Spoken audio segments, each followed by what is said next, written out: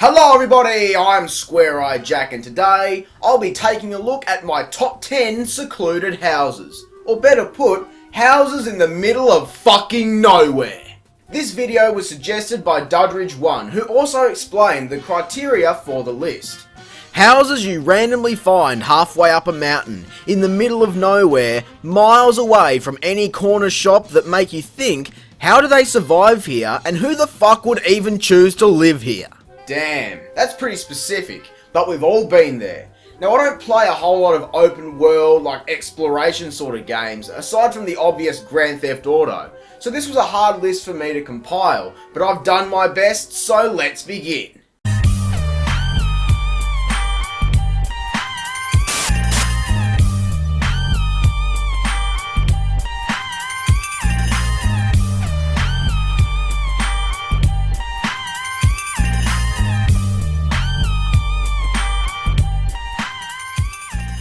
Grand Theft Auto San Andreas was the first and only game in the series to give us multiple main cities.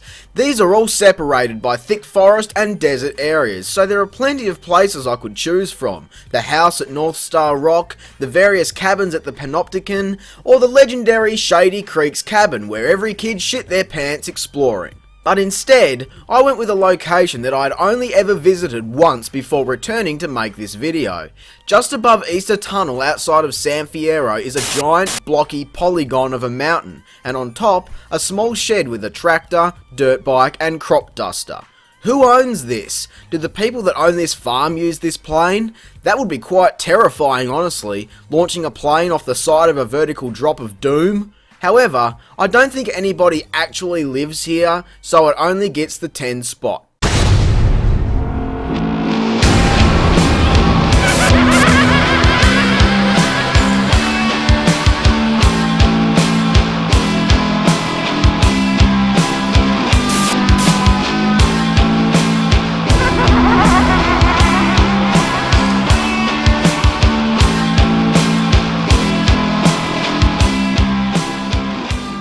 Nacht der Untoten, when translated to English, means Night of the Living Dead, and living the dead Nazis are in Nazi Zombies. The first and arguably one of the best zombie maps ever created, this small dilapidated building in the middle of war-torn who knows where.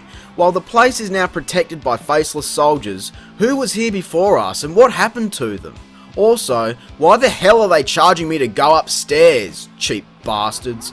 The building is almost completely destroyed now, but it's important to think about what happened here, aside from the mystery box giving me nothing but shit.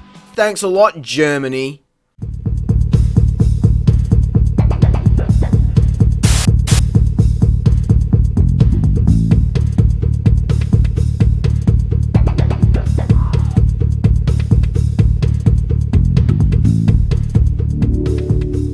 I'd just like to say that the number 8 spot was changed after I'd already edited the video entirely and was getting ready to upload it.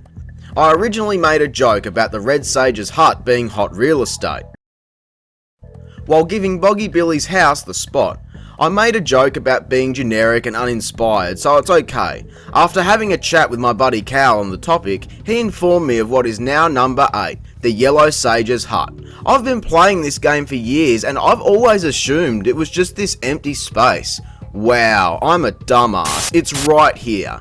And look at it. What a mess. Maybe the reason I missed it all these years was the fact that it's behind you when you go into the Citadel. Who knows? The only way to access this place is via lava tube, and I've never found it in all my years playing, so it's a much better candidate than this shit. Thanks, Cal. Here's a clicky to his channel, so do me a favour and check him out. After you finish up here, of course.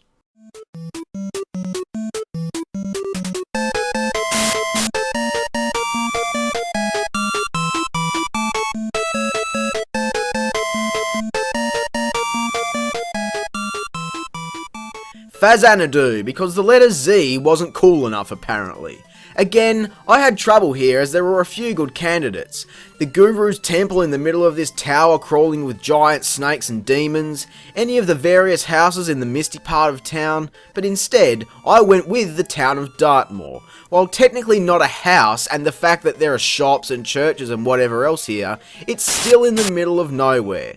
It's in such a random location and it's completely unnecessary considering the fact that there is a town up the way. You just have to get past all of this bullshit to get there.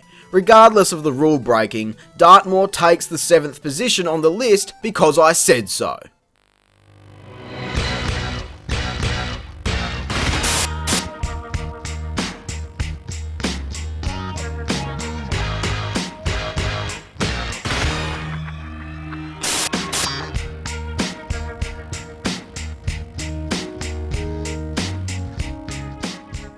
Yes! Yes! Yes, yes, yes, yes! I finally get to talk about this game! Mary-Kate and Ashley's Winner's Circle is a game where you ride horses. And it's awesome! While you're not out winning races and jumping competitions, you have the option to explore 2 massive areas, and they are massive. Do you know how long it took me to find this place? In the forest level, there is a logging station smack bang in the middle of nothing. Why is it here? Who put it here? Why do I get a ribbon for jumping over logs? It doesn't matter because it's in the middle of fucking nowhere. But it isn't really a house and nobody lives there that we know of anyway. You know what? It counts because I live here now. Settle, Sebastian. Settle.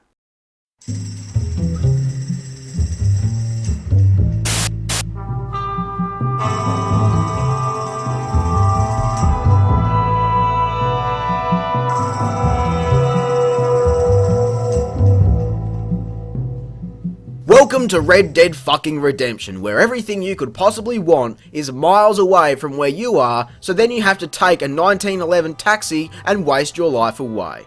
Again, plenty of places I could have chosen from, each more off the beaten path than the previous. The number 5 spot on the list goes to Torquemada. God, I hope I didn't butcher that. Look at this place. How the fuck am I supposed to get up there? After a bit of exploring, we reach the top, and while it's just a military outpost, it's still quite secluded. Look at that view. Worth it. I remember my first time playing this game and coming across this place. My thoughts were actually, who the fuck would even choose to live here? And because of that, it makes the list.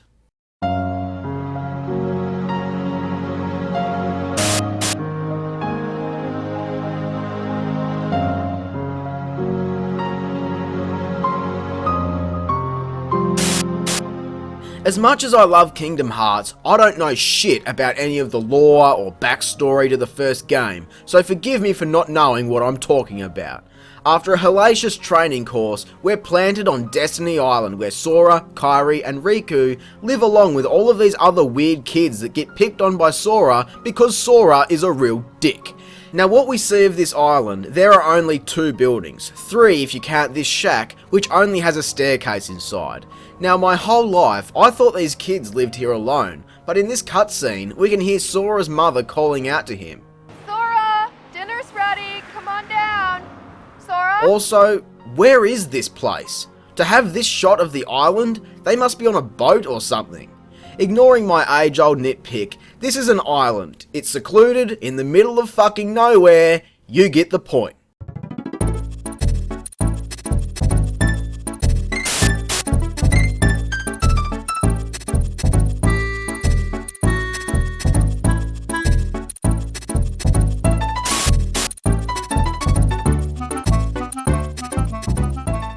Speaking of islands, here is DK Island. Fascinating. As you can see, one house. Not counting all of the save points, airports and Cranky's various homes, Donkey Kong's house is the only one on this island for miles. As we travel a bit, we come across some more, but there is no civilization near Donkey's house. Although, his house did teleport somewhere completely different for the N64 title. But we don't talk about that around here.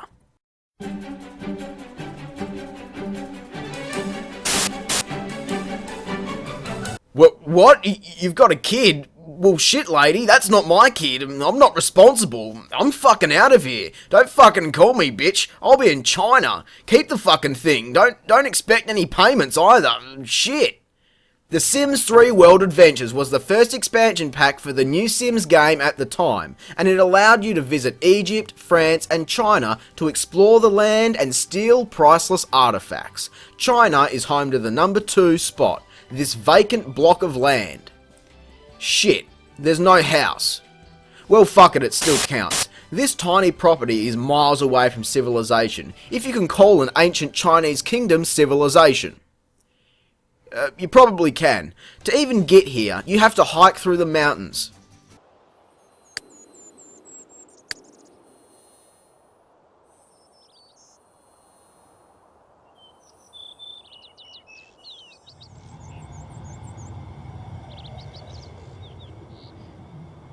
Okay, let's just speed this up a bit. Look how long this takes. It fits both criteria. It's on the side of a mountain and miles away from a corner shop. Beautiful. 9 months later, when we finally arrive, all we get is a 12 by 12 plot of land, which now hosts China's most bitchin' opium den.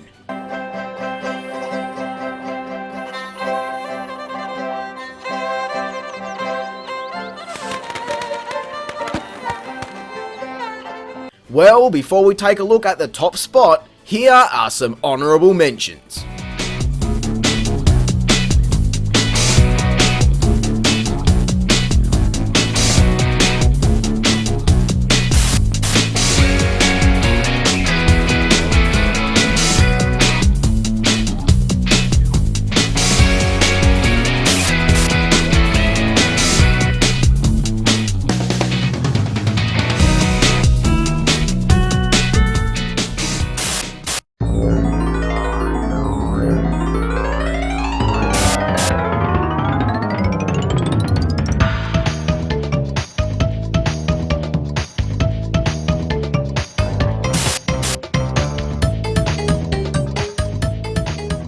Three top 10s in a row, the Bandicoot has taken the top spot. He's got the best HUD, the best weapon, and now Crash's house is the number 1 secluded house in the middle of fucking nowhere. The first time we saw it was in Crash 3. It was in the middle of the jungle. Next time we see it, it's still in a jungle. Very crappy excuse of a jungle. Still in the jungle, now it's on an island and it's the only thing on the island. Now it's back at Insanity Island surrounded by jungle. It's obviously teleporting everywhere, with each location more secluded than wherever it existed previously. It wins.